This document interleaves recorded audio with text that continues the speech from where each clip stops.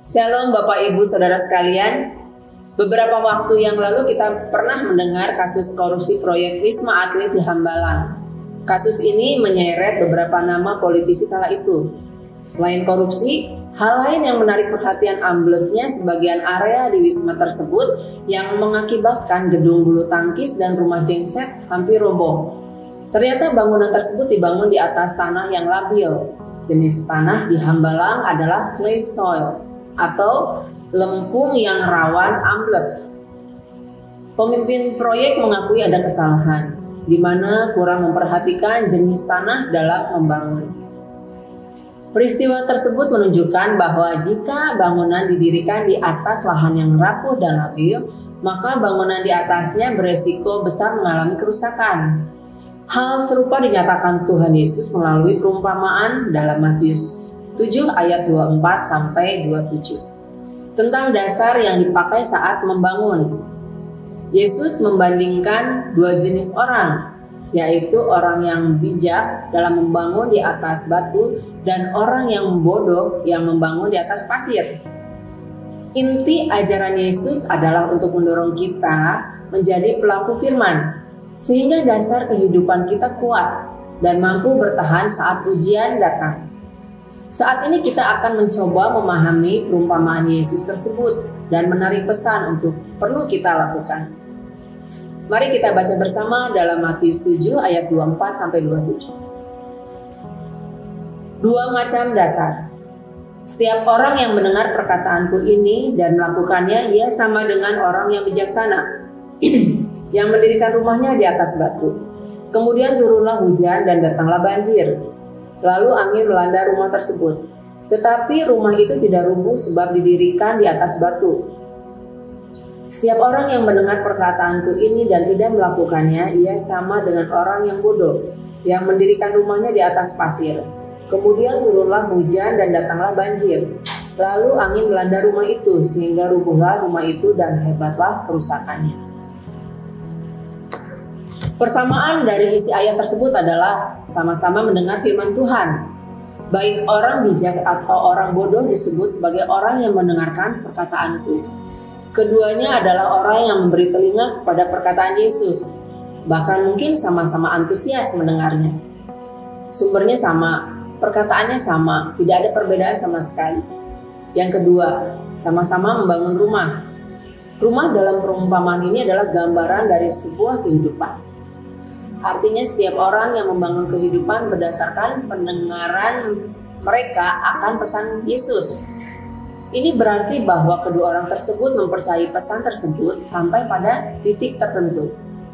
Yang ketiga, sama-sama diterpa badai. Dalam ayat 25 dan ayat 27 bahwa kedua rumah tersebut sama-sama diterpa hujan, banjir, dan angin. Hujan, banjir, dan angin adalah kiasan yang dapat diartikan sebagai ujian hidup berupa masalah yang datang. Perhatikan bahwa orang yang datang mendengar firman Tuhan dan taat sekalipun juga tidak lepas dari ujian hidup. Perbedaannya, yang satu jadi pelaku firman dan yang satunya hanya pendengar. Baik orang bijak maupun orang bodoh sama-sama mendengarkan firman Tuhan. Tetapi orang yang bijak tidak hanya mendengarkan saja, ia melakukannya juga. Mendengar dan melakukan firman Tuhan digambarkan sebagai rumah yang berpondasi batu, yaitu kehidupan dasarnya kokoh. Sedangkan orang yang bodoh hanya suka mendengarkan firman Tuhan, tapi tidak melakukannya. Hanya mendengarkan firman Tuhan digambarkan sebagai rumah yang berpondasi pasir, yaitu kehidupan yang dasar dan rapuh dan goyah. Perbedaan antara keduanya adalah yang satu mampu, kokoh, dan utuh. Yang satunya lagi rubuh dan rusak. Kedua orang yang digambarkan Yesus menerima perkataan dari sumber yang sama, isi perkataan yang sama juga punya respon yang berbeda. Ketika ujian datang, mereka yang melakukan firman Tuhan digambarkan sebagai rumah yang tidak rubuh, yang berarti mereka tetap kuat dan mampu bertahan. Sedangkan mereka yang hanya mendengarkan namun tidak melakukannya digambarkan sebagai rumah yang rubuh, hebat kerusakannya, yang menunjukkan bahwa mereka tidak sanggup bertahan, bahkan mengalami dampak yang buruk dan begitu hebat. bisa depresi atau kehancuran rohani, dan cenderung menyalahkan Tuhan atau berpaling darinya. Ini disebabkan karena firman Tuhan hanya sampai telinganya, tidak sampai ke hati dan mengubah hidupnya. Bapak Ibu Saudara sekalian, ujian hidup pasti datang bagi siapapun, termasuk umat Tuhan. Jangan berpikir bahwa jika kita sudah setia kepada Tuhan, maka Tuhan pasti akan memberikan kelancaran dan tidak memberi kesulitan.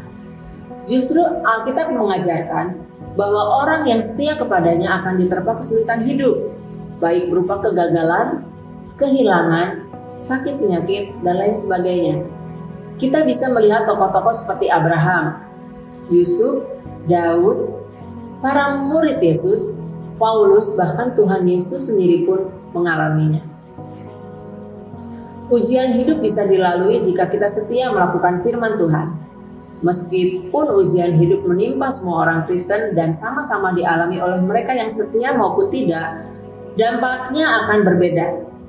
Satu-satunya kunci agar mampu bertahan dan berdiri teguh saat ujian datang adalah dengan menjadi pelaku firman yang setia. Jadilah seperti orang bijak yang membangun rumah di atas dasar batu. Mengapa orang rentan depresi berkepanjangan, mengalami kepahitan yang tidak berkesudahan? Mungkin karena tidak sepenuhnya melakukan firman Tuhan. Oleh sebab itu, jadilah pelaku firman Bapak Ibu Saudara sekalian. Mari kita membangun di atas batu dan bukan pasir. Maka kita bukan hanya menjadi pendengar, tetapi juga menjadi pelaku dari setiap firman yang kita baca, renungkan, dan lakukan dengan setia dalam kehidupan sehari-hari. Dengan demikian kita akan kuat saat diterpa ujian kehidupan. Amin. Terima kasih, Tuhan Yesus memberkati.